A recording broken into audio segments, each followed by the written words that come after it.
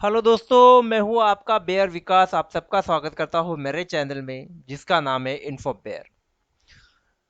दोस्तों, आज के वीडियो का टाइटल आप देख ही सकते हो। मैं सोचता हूं कि आप भी थोड़ा सोचे हिंदुस्तान जिंक के बारे में कि आप अभी ये कंपनी जो है ये अभी फोकस्ड में है काफ़ी दिन से, क्योंकि वेदांता का जो अभी इशू चल रहा है, वेदांता की जो मेन कंपनी है वो डिलीस्ट हो चुकी है। वेदांता डिलिस्ट होने वाली है। वेदांता की जो मेन कंपनी है वेदांता रिसोर्सेस, वो डिलिस्ट ऑलरेडी हो चुकी है। उसके बाद अभी वेदांता लिमिटेड है, वो डिलिस्ट होने वाली है। और उसके वजह से जो फोकस में आ रही कंपनी है वो हिंदुस्तान जिंक। जो इन्वेस्टर एक टाइम पे वेदांता रिसोर्सेस में इन्वेस्टेड थे, वो आगे जाके वेदांता लिमिटेड के इन्वेस्टर बने, और वही आगे जाके अब बनने वाले हैं हिंदुस्तान जिंक के इन्वेस्टर्स। एक फ्लो को समझिए, जो काफी अच्छा वर्ड है, क्रोनोलॉजी।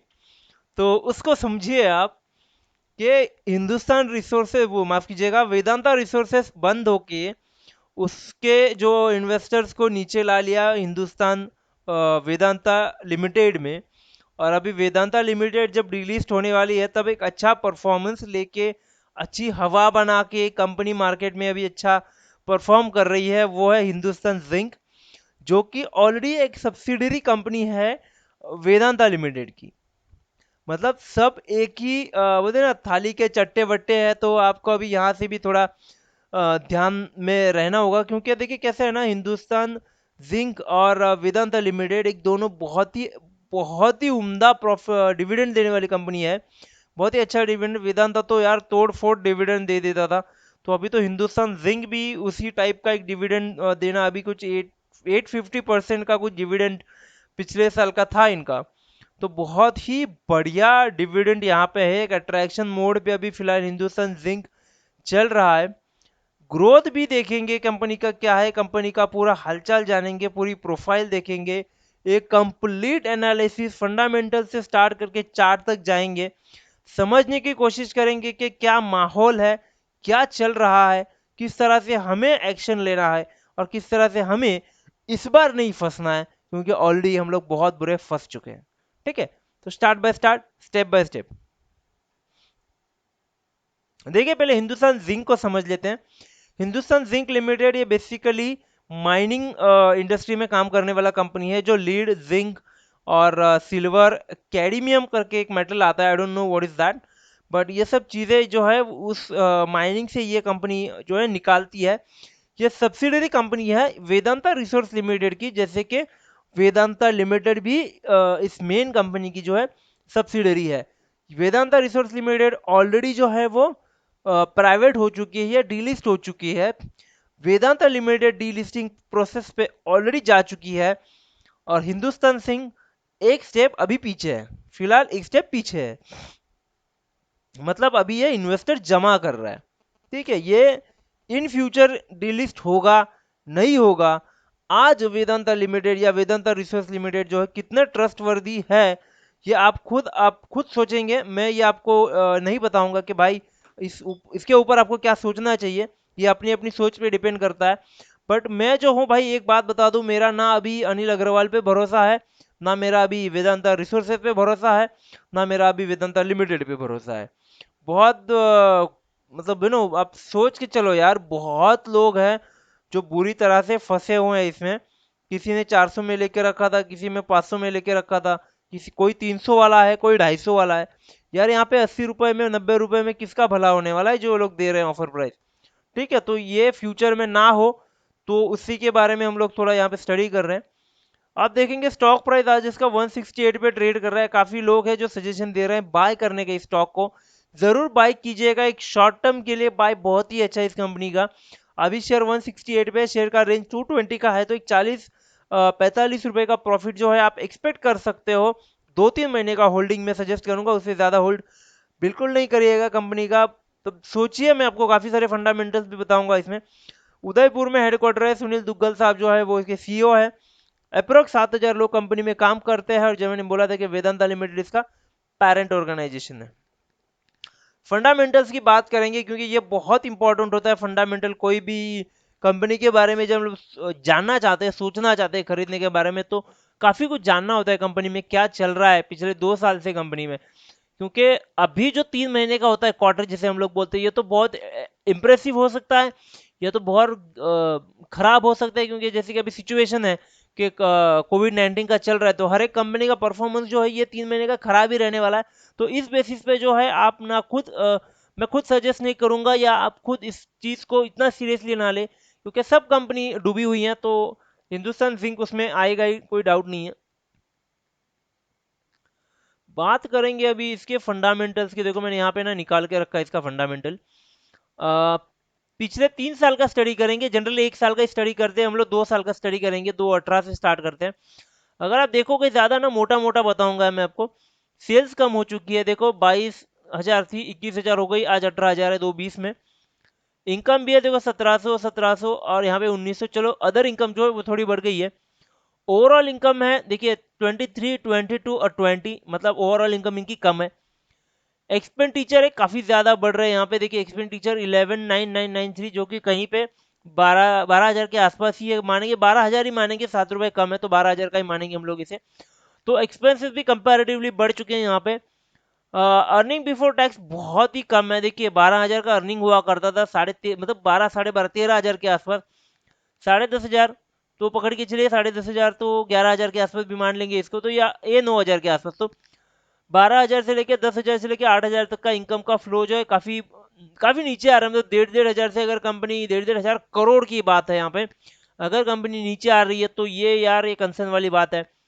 इंटरेस्ट तो लगने ही वाला है भाई, अगर पैसे लोगे किसी से तो टैक्स तो गवर्नमेंट लगाएगी, तो टैक्स तो चलो ये ठीक है। तो इनकम को देखेंगे तो 9,000 से वाली इनकम जो है वो 8,000 आके पहुंच चुकी है। 8,000 वाली इनकम जो है, यार इसको क्या हुआ, एक सेकेंड यार, एक सेकेंड, एक सेकेंड, इसने खराब कर दिया मूड अपना पूरा। हाँ, स्टेबल हो जा भाई। तो देखो 2,000 वाला इनकम जो था वो है 1,600 तक आ गया। 1,600 वाला जो है वो sorry sorry sorry sorry sorry sorry sorry sorry, annual वाला देख रहे थे हम लोग। तो 9,000 वाला इनकम है तो 7,000 पे आ गया, 7,000 वाला जो है 6,000 भी आ गया। तो कंपनी का इनकम जो है वो पिछले 2 साल से 3,000 करोड़ तक कम हो चुका है। 3,000 करोड़ बहुत बड़ी अमाउंट होती है दोस्तों। ड्यूज अगर भी कम है तो भी उसको इंटरेस्ट तो पे करना ही है, जो आप कर ही रहे हो 112 करोड़ का। तो समझ के चलिए 3,000 करोड़ का अगर कंपनी को लॉस हो रहा है, मतलब प्रॉफिट कम हो रहा है कंपनी का, लेकिन कंपनी के जो एक्सपेंडिचर है कंपनी का वो बढ़ रहा है, प्रॉफिट कम हो रहा है, तो कहीं पे वो जो ग्रोथ वाली मार्जिन होती है वो बहुत ही कम होती जा रही है। 11,000, 9,000, 12,000, 7,000 और 12,000, 6,000, तो कहीं पे मेरे ख्याल से 6,000 डबल का गैप है, अगर आप सोचोगे उस बारे में तो।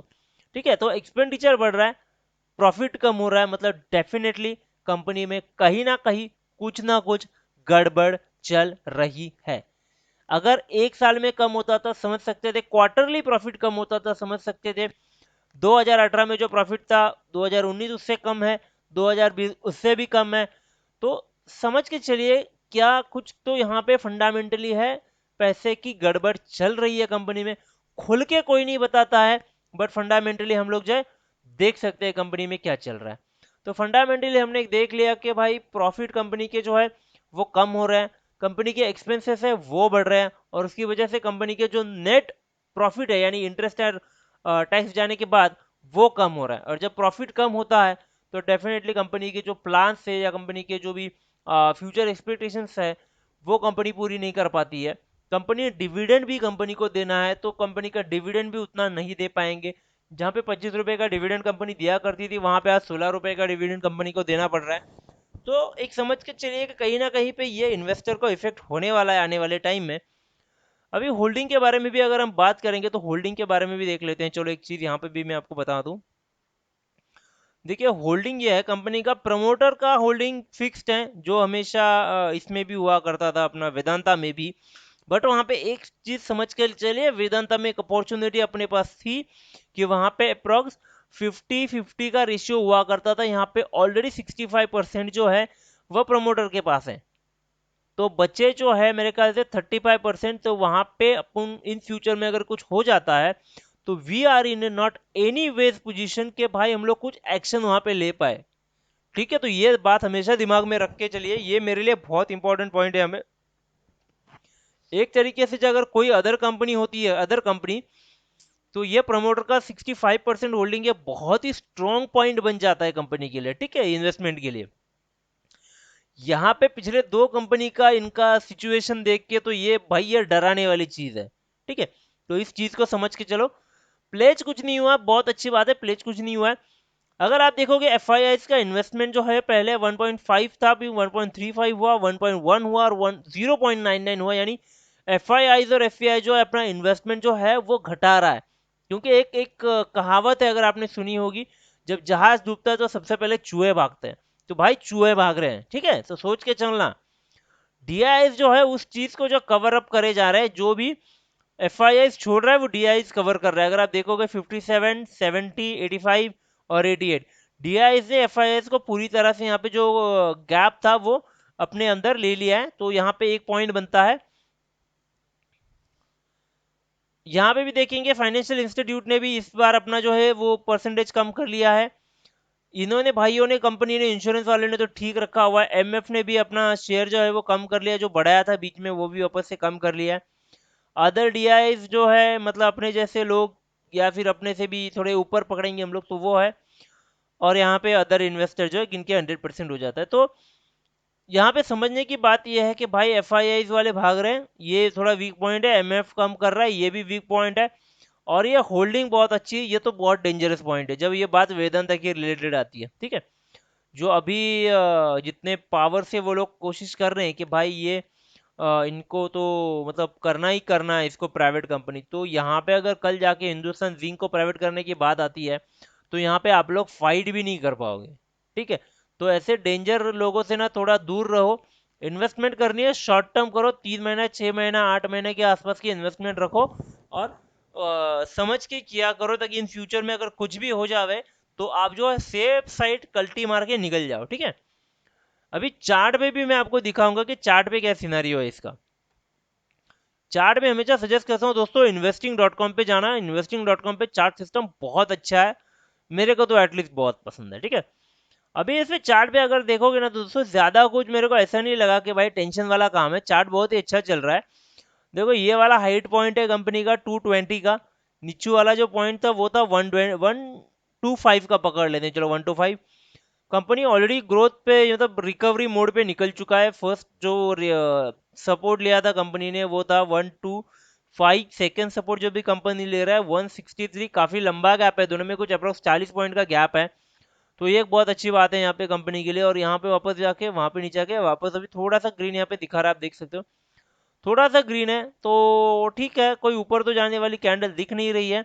तो पॉसिबिलिटी है अगर कल ये कल परसों या आने वाले 2 दिन में अगर ये जंप करता है तो ये अपने भाई नीचे थोड़ा सा हाइक करके नीचे लुढ़क सकता है, ठीक है।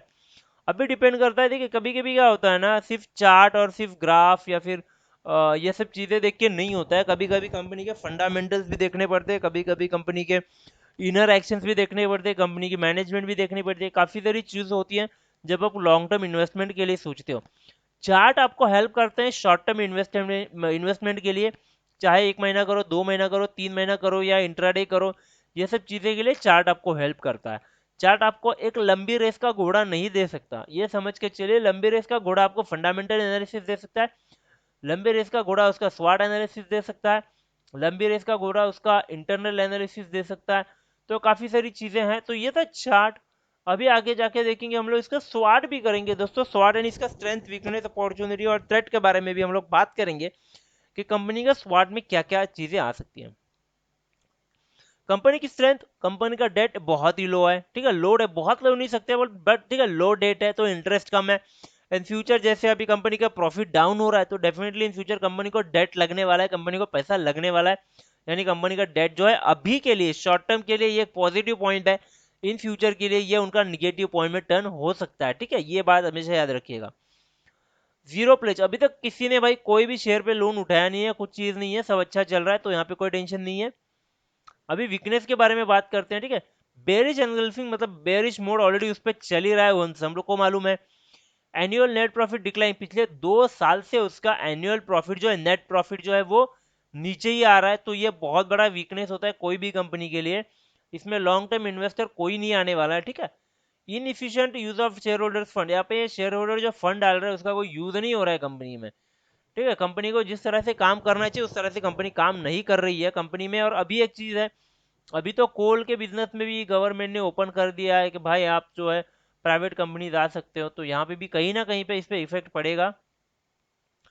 क्वार्टरली रेवेन्यू और प्रॉफिट दोनों के भी लग चुके हैं, इनके दोनों भी डी ग्रोथ में जा रहे हैं, दोनों भी लॉस में जा रहे हैं, दोनों में भी प्रॉफिट कम है। ऑपरेटिंग प्रॉफिट मार्जिन भी कंपनी के बहुत कम है। ऑपरेटिंग प्रॉफिट मतलब जो कंपनी के हाथ में जो ऑपरेशंस के लिए पैसा होता है, जैसे एक्सपेंसेस कवर होते हैं, वो भी कंपनी के पास नहीं है। एमएफ ने भी अपनी शेयर होल्डिंग कम कर दी है, एफआईआई जेआईएस ने भी अपनी शेयर होल्डिंग कम कर दी है। तो ये जो मेरे ख्याल से कोई 7-8 पॉइंट है, ये सब सोचने वाले पॉइंट है, और यही पॉइंट होते हैं जो लंबी रेस का घोड़ा आपको दे सकते हैं। अगर यहीं पे पिछले 2 साल से अगर कंपनी नहीं परफॉर्म कर पा रही है जितनी कंपनी को परफॉर्म करना चाहिए था, तो भाई मल्टीबैगर तो छोड़ो, शॉर्ट टर्म में देखो कुछ निकलता है तो। अपॉर्चुनिटी ये है कि देखिए यहाँ पे पॉजिटिव ब्रेकआउट हो चुका है यहाँ पे एक आपके लिए, जो रेड कैंडल था वो भी थोड़ा सा ग्रीन हो चुका है, तो कहीं ना कहीं पे इंट्राडे या शॉर्ट टर्म के लिए यहाँ पे चांस बनता है। डिलीवरी परसेंटेज काफ़ी अच्छे हैं, तो जो लोग हैं वो बाय कर रहे हैं। अभी इसमें कितने शॉर्ट टर्म बायर है, कितने लॉन्ग टर्म बायर है, और कितने मार्केट कंट्रोल करने वाले हैं लोग, फ्रॉड लोग हैं, या फिर कितने मोमेंट कंट्रोल करने वाले लोग हैं, जिसे ऑपरेटर कहा जाता है। तो वो एक चीज़ आपको ध्यान में रखना है कि भाई जल्दी ना घुसो, बिना स्टडी करके ना घुसो, सोचो समझो, उसके बाद में डिसीजन लेना। D growth in revenue profit, ये सबसे बड़ा थ्रेट है कंपनी का। रेवेन्यू गिर रहा है, प्रॉफिट गिर रहा है, ऑपरेटिंग प्रॉफिट गिर रहा है। भाई जब पैसे नहीं है कंपनी में, कंपनी चलाने को, तो डेट तो लेना ही पड़ेगा, कंपनी को लोन तो लेना ही पड़ेगा, और जब लोन लेना पड़ रहा है, इसे कहा जाता है कैश काउ, ठीक है। ये जो है हिंदुस्तान जिंक के कैश काउ बन चुका है वेदांता के लिए, और इसे बचाने के लिए वेदांता उसको प्राइवेट करके अपना डिविडेंड है वो बचा रहा है, ताकि उसको इसका कन्वर्ट कर दिया जाए। छोटी सी चीज है, समझने वाली, समझ के चलो भाई लोग। Increasing trend in non core income, देखिए इनका अभी क्या हो रहा है ना, कोर बिजनेस साइड में रह रहा है, जो नॉन कोर इनकम है, जो हमने देखा था ना फंडामेंटल बात करते हुए कि नॉन कोर इनकम से आने वाला इनकम बढ़ रहा है इनका, तो वो कहीं ना कहीं पे अपने कोर बिजनेस के ऊपर इम्पैक्ट करेगा, वो नहीं होना चाहिए। अगर कंपनी का कोर बिजनेस छूट गया तो आने वाले फ्यूचर में काफ़ी ज़्यादा दिक्कतें हो सकती है। मतलब एग्जांपल देता हूँ, अगर आपका कोई कोर बिजनेस है और आप साइड बिजनेस कुछ कर रहे हो, और बाद में आप साइड बिजनेस में ही ज़्यादा पैसा कमाने लगो, तो उसमें ही फोकस करोगे ना आप, कोर बिजनेस तो डूब जाएगा। और लोगों के पैसे तो अपने कोर बिजनेस में लेके रखे हैं ना यार, ठीक है। तो ये बात समझ के चलिएगा आप लोग। आरएसआई इंडिकेटर आज भी उसका प्राइस वीकनेस ही बता रहा है, ठीक है। तो प्राइस को थोड़ा अच्छा होने दो, तभी सोच लेना कुछ ना कुछ करने का। ये बहुत ही इंपॉर्टेंट चीज़ है। आरएसआई इंडिकेटर जो होता है वो आपको प्राइस के बारे में बताता है। प्राइस वीक नहीं होनी चाहिए, प्राइस कहीं पे मिड पे होनी चाहिए, प्राइस ज़्यादा हाई पे भी नहीं होनी चाहिए, ज़्यादा मिड लो पे भी नहीं होनी चाहिए। मिड पे जब भी प्राइस रहेगा वो एक अच्छा प्राइस माना जाता है बाय एंड सेल करने के लिए, ठीक है, ये मतलब ट्रेडिंग करने के लिए इन शॉर्ट। तो ये सब चीज़ें थी दोस्तों, ये था हिंदुस्तान जिंक का पूरा एनालिसिस। मेरे ख्याल से आपको थोड़ा दूर रहना चाहिए लॉन्ग टर्म इन्वेस्टमेंट के आसपास, तो इसको भटके ही कम। शॉर्ट टर्म इन्वेस्टमेंट है, ज़रूर इन्वेस्ट कीजिएगा शॉर्ट टर्म के लिए। शॉर्ट टर्म इन्वेस्टमेंट में आप अच्छा खासा कमा सकते हो, वहाँ पे थोड़ा स्कोप है।